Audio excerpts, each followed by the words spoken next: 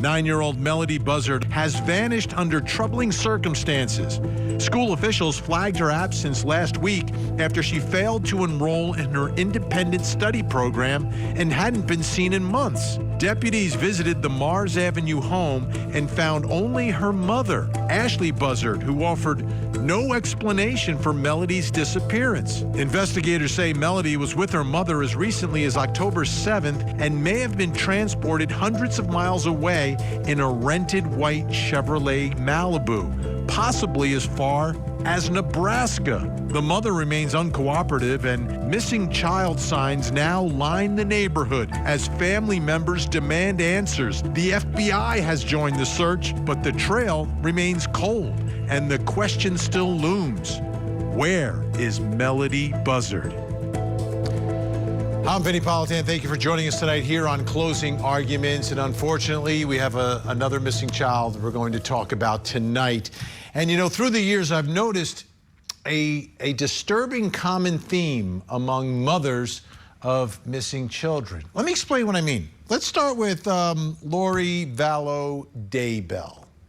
This is someone who was confronted about her children, and she lied about JJ and Tylee. Just didn't tell the truth about where they were. Made up stories, like literally out of thin air, involving her friends, and we get it. We get it. She lied because they were dead, murdered, and buried in her fifth husband's backyard. I get it why she lied.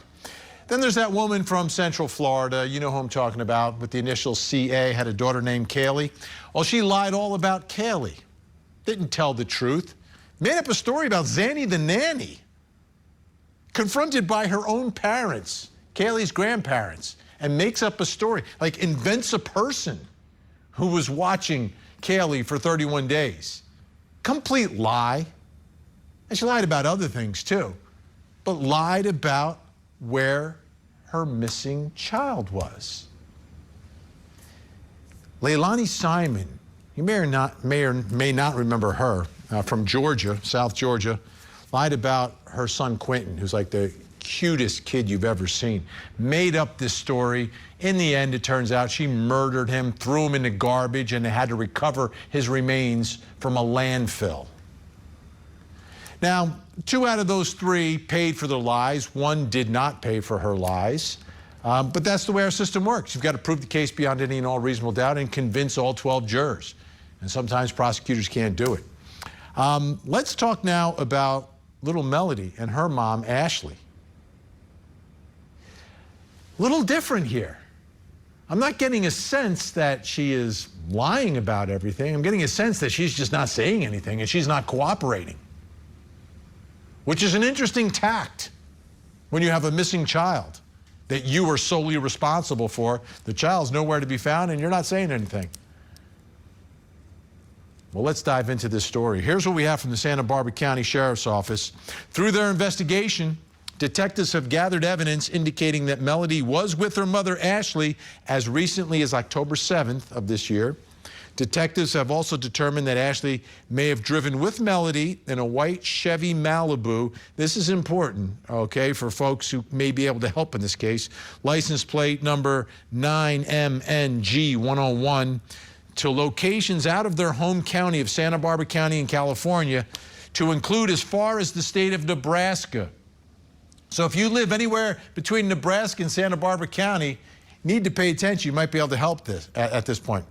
At this point in the investigation, Ashley Buzzard remains uncooperative and has not provided detectives with any information about Melodee's current location or condition. The primary goal of this investigation is to verify the location and welfare of Melodee Buzzard and to ensure that she is safe. But Mom is saying nothing, which is absolutely bizarre. Well, let's get some more details and some more information. And joining us tonight in Santa Barbara County from our Scripps News Group, reporter Crystal Bermudez, who has been covering this story more in depth than anyone else. So, Crystal, I'm so glad that you're able to join us tonight. We appreciate your time. Let's start here because this is the first time we're doing this story for folks.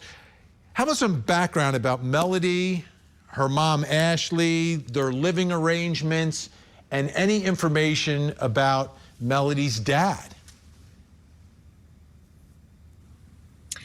Yeah, Vinny. Well, just to start us off, I've been in contact with spokesperson Raquel Zick with the Santa Barbara County Sheriff's Department. She did confirm with me that when they looked into the home, that home is under Ashley Buzzard and Melodee Buzzard. So they do live together. There's no indication of anyone else living there. However, the more I am piecing more information, I'm seeing that neighbors are noticing a common theme here, right? That the little girl was often seen home and sheltered and didn't really get the opportunity to play with other kids on the block. I'm not that far away right now. I'm about 5 minutes away from the Vandenberg Village home. But from what I'm hearing from spokesperson Raquel Zick, who has been, again, communicating with me about the whereabouts of Melodee, it seems like at this point, we were able to get confirmation because of that prolonged absence that the school district had brought attention to, right? That they hadn't seen Melodee for quite some time. So originally during this investigation, it had been a year long that we didn't know in that timeline of where Melodee's whereabouts were. Then that narrowed down to August of 2025. And now with our recent update, the one that you just read there, Vinny, they're now narrowing this down between October 7th through October 14th, which investigators tell me this is really helpful in, again, locating Melodee Buzzard and pleading the public to use the information that they're sharing. Have you seen this woman with a child in that white Chevy Malibu? Any time between that time frame of October 7th through October 14th. And again, when you think about how far Nebraska is from Vandenberg Village here in Santa Barbara County, that's about a 20-hour drive. So if anyone has information, spread those photos around to see if anyone has had the opportunity or chance to locate Melodee in that pathway between here and Nebraska. I'm actually parked right now outside of a gas station, and while I was driving around, there's photos everywhere, flyers that says, "Can you help locate Melodee Buzzard?" So the community here is really coming together and trying to spread that word around to help locate her. And how about Melodee's dad? What's the story there with dad and with dad's family? Yeah, Vinny. Well, when I first started looking into family members related to Melodee, I was first contacted with Elizabeth Meza. She's her aunt from her dad's side. She's married to her father's brother, who also passed away. But from what I'm being told, her father passed away when she was 6 months old in a motorcycle crash. So he wasn't really there to see seeing her grow up through most of her life, unfortunately, through that tragedy of a motorcycle accident. And so October 7th is an important date that we believe she was seen. Do we know the circumstances surrounding that? Like who saw her, where they saw her, and what the context was? Have we gotten any more of those details? Yeah, that's a great question. That was the first thought that came to mind for me as well, Vinny, is who saw her? Where was she seen on October 7th? From what I'm being told from Santa Barbara County Sheriff's Department spokesperson Raquel Zick, she tells me that is information that they're not sharing right away. It is part of their investigation, but right now, that's all they were able to confirm with me was that she was last seen October 7th with her mother, Ashley Buzzard. And do we know what law enforcement is doing to try to find her, and what the process and the procedure and how much manpower they're putting behind this?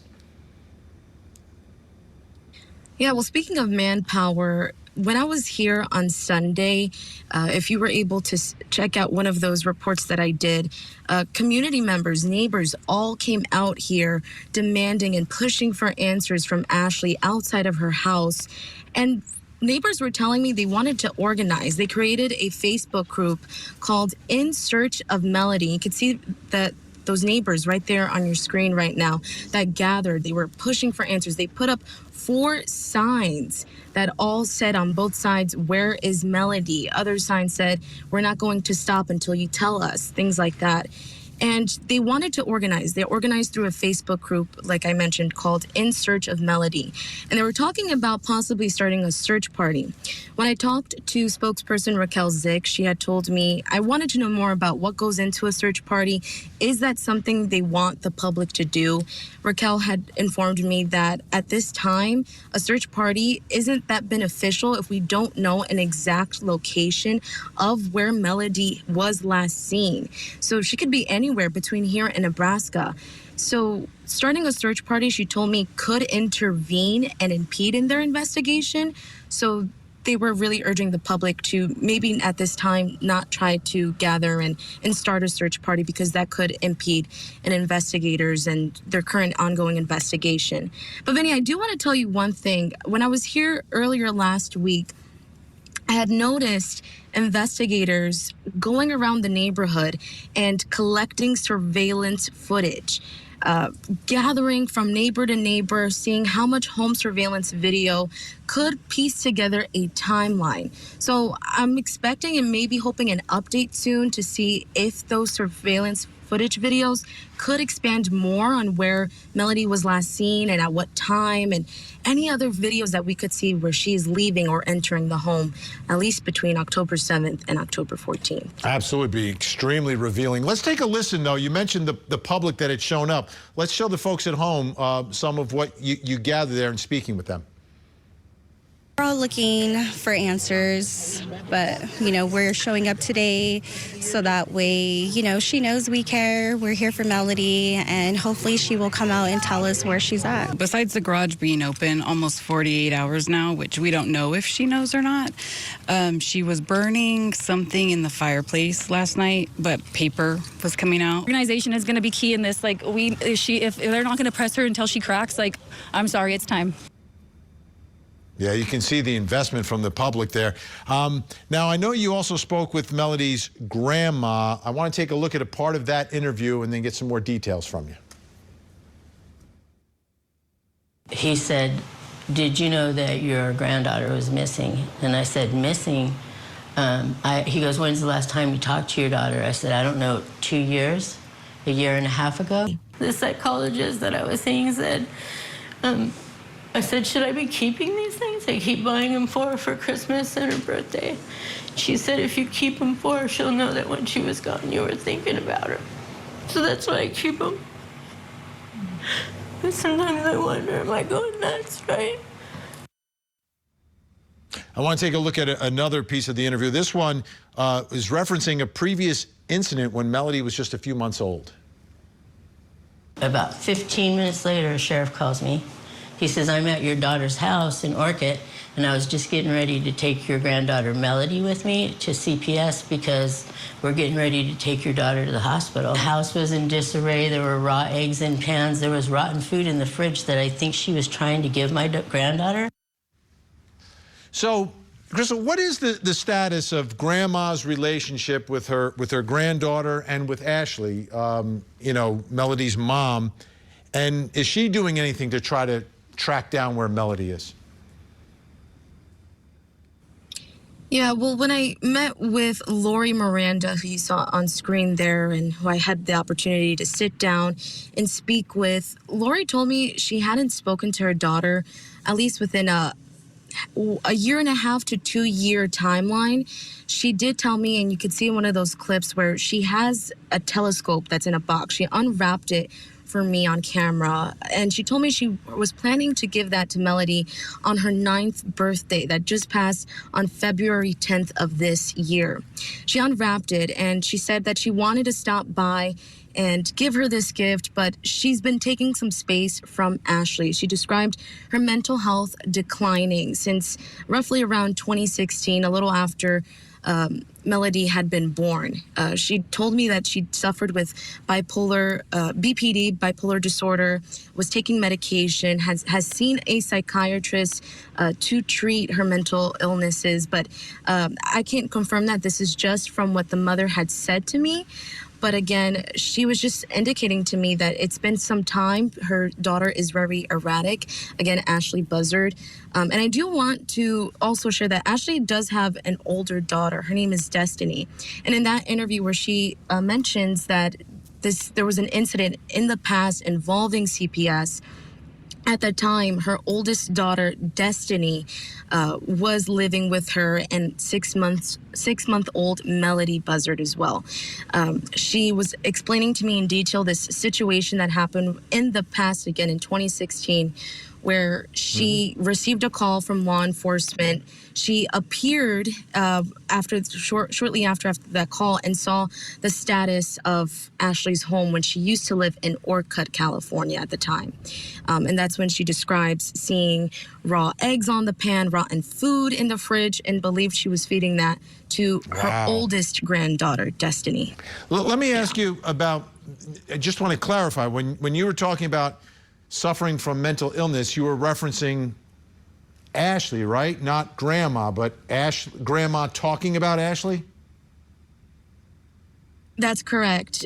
Grandma had confirmed with me, at least through our conversation, that her daughter does suffer from bipolar disorder, that she often creates scenarios in her head, and that's why she took some space from her. Really, the way she described it to me is that she did not understand her daughter. She didn't know how to communicate with her, and that's why she felt for her own safety, she needed to take a step away from her daughter, and felt a little bit of ease when she believed Melodee was going to school again.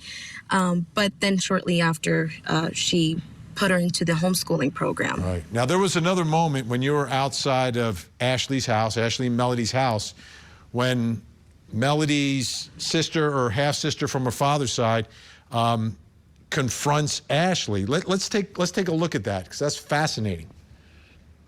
While we were talking, Ashley Buzzard came out of the house. Ashley? And Karina quickly approached her. Ashley, it's Karina. I just want to see if you're okay. If Melodee's okay, how you guys are doing. Do you have the time to speak with me? Although she did not answer questions about Melodee, Ashley stated she was feeling overwhelmed and stressed, and told Karina she did not appreciate her being parked outside when she did not want to communicate with her. Wait, this is my number right here. If you ever want to talk to me, I want a relationship with Melodee, please. Please, Ashley. Is she okay? Are you okay? Did she mention anything about Melodee? No, she didn't. I did ask her if Melodee is okay, as well if she's okay, but she did not answer. Wow. So before we run out of time here, Crystal, did you learn anything else from Karina, who is, again, Melodee's sister, older sister, half-sister, but did you learn anything else from her about the family dynamics? Yeah, that was Karina Meza. She's Melodee's half-sister from her father's side. Karina was really in distress as well. She just wanted to get in contact with Ashley. She told me she had been out there for some time, wanting to reassure to Ashley that if she needed anything, if Melodee was okay. And in that quick snippet there, you see this very quick interaction between the two, Karina and Ashley. Karina told me that Ashley did cut off the family, as well as Melodee's aunt, Elizabeth Meza. She cut off the father's side of the family about 4 years ago, I want to say. So there's been very little contact, or to any contact at all with Melodee. So she told me that she had a great experience when Melodee was around one time, and she had her kids there as well, and the kids were all playing, and she described Melodee just being so happy, wanting to be around family, having a big smile all the time. It was very goofy. She's very animated in the videos that I've seen of her. And so when Karina was trying to get a hold of her during that time, it was very short, very quick. And as you have mentioned, Vinny, Ashley has been uncooperative. This is what police have been telling me, is that they're not getting much out of Ashley when it involves where's Melodee's whereabouts in this situation. She's not telling anyone. Again, She's not telling Karina police. She's not telling family. This is so frustrating. Crystal, we're out of time for now. Yeah. Great reporting, amazing. All right. I hope you'll come back as we continue to cover this story, and we appreciate you sharing all this information. Thank you so much, Crystal Bermudez, Scripps News Group. When we come back, we're going to bring in our think tank and try to get to the bottom of how investigators, prosecutors, or maybe a therapist can get the information that is needed. And the information is pretty simple. Where is Melodee tonight? Plus, coming up next hour. Tonight on Vinnie Politan investigates a Hawaiian paradise turned into a nightmare. A doctor accused of trying to kill his own wife on a cliffside birthday hike. Prosecutors say what started as a photo op ended in blood and betrayal. What really happened on that mountain ledge? I've committed so many horrific acts over and over and over. Do you think you deserve to die for murdering those innocent people? You tell me. I wish more than anything, David, that I would have done something other than the things I've done in my life. Are you really a changed man, or is this some kind of stunt? Interview with a Killer, 2-hour season premiere, Saturday night at 8 Eastern and Pacific, only on Court TV.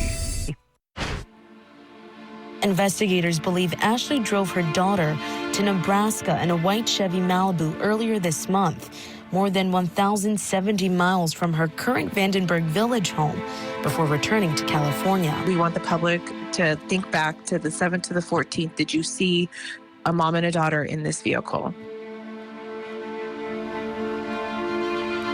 Ashley knows, but Ashley is saying nothing about her daughter, Melodee.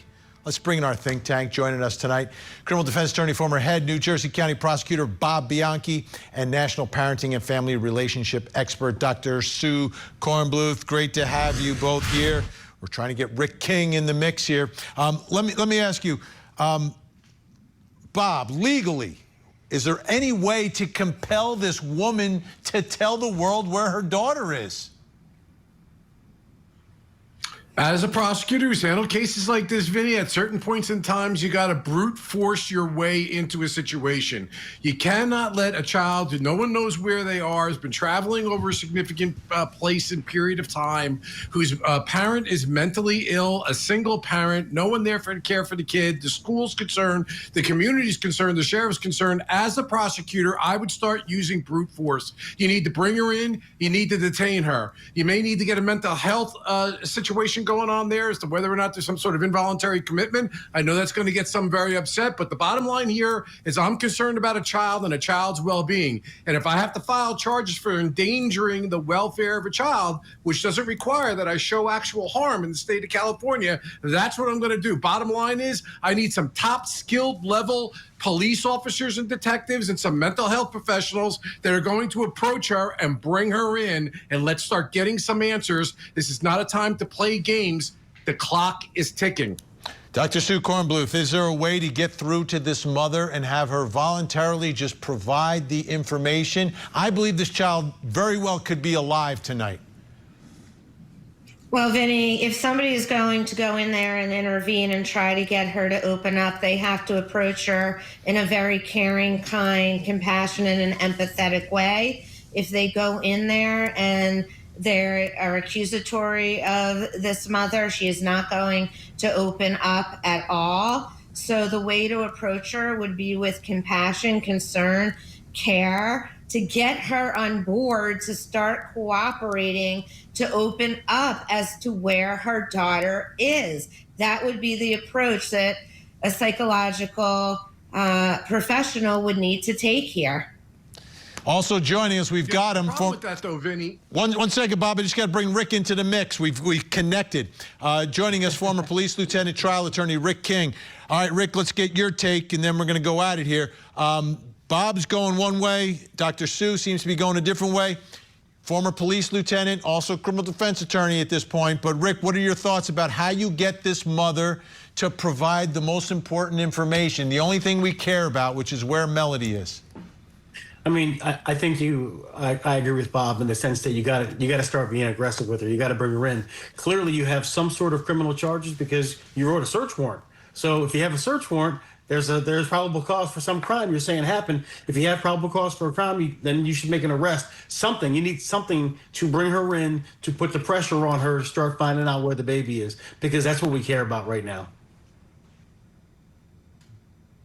Go ahead, Bob. I knew you wanted to jump in there before. Let it fly.